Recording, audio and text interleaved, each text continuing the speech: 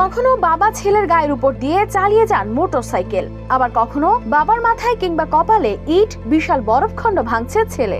শুধু তাই নয়, কখনো দাঁত দিয়ে লোহার রড বাঁকাচ্ছেন, আবার গায়ে পেঁচাচ্ছেন তার কাটা। এ যেন মানুষ নয়, লোহায় গড়া শরীর। এখানেই শেষ নয়, আবার দেখা যায় পেরেক ভর্তি ব্লক রেখে তার উপর ভাঙ্গা হচ্ছে ইট। এভাবে বাবা ছেলে এমন সব দুঃসাহসিক কাজ করে দেখান যা সাধারণ মানুষের কল্পনারও বাইরে। এসব যেন তাদের কাছে কেবলই একটি খেলা।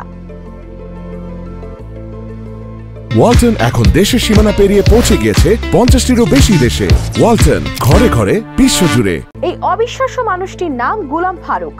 পাকিস্তানের বালুচিস্তানের মাস্টুং থেকে উঠে আসা তিনি শুধু একজন স্ট্যান্ড মাস্টারই নন, তিনি একজন শিক্ষকও। তার পাশে রয়েছেন তার প্রতিভাবান ছোট ছেলে উজায়। দুজনে মিলে দর্শকদের সামনে এমন সব স্টান্ট উপস্থাপন করেছেন যা দেখলে যে কারো গা শিউরে উঠবে। মাঠ ভর্তি দর্শক নিঃশ্বাস আটকে তাকিয়েছিলেন যখন গুলাম নিজের বুকের উপর কাঁটা তার জড়ানো অবস্থায় দাঁড়ান। ছেলের হাতুড়ির আঘাত ভেঙে যায় ওপরের ইট, কিন্তু গুলামের শরীর অটল থাকে। আবার দেখা যায় ছোট্ট উজায় মাথা দিয়ে কাঠের বোর্ডে পেরেক ঢুকে দেয়, কিংবা দুই হাতে থামিয়ে দেয় দুই দিক থেকে আসা motor bike.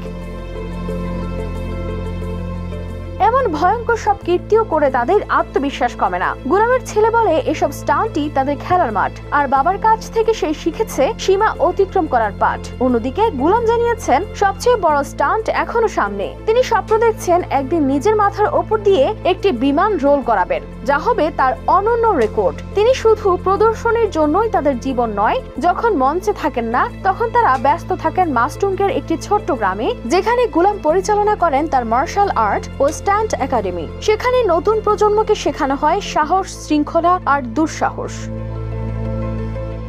News desk, RTV।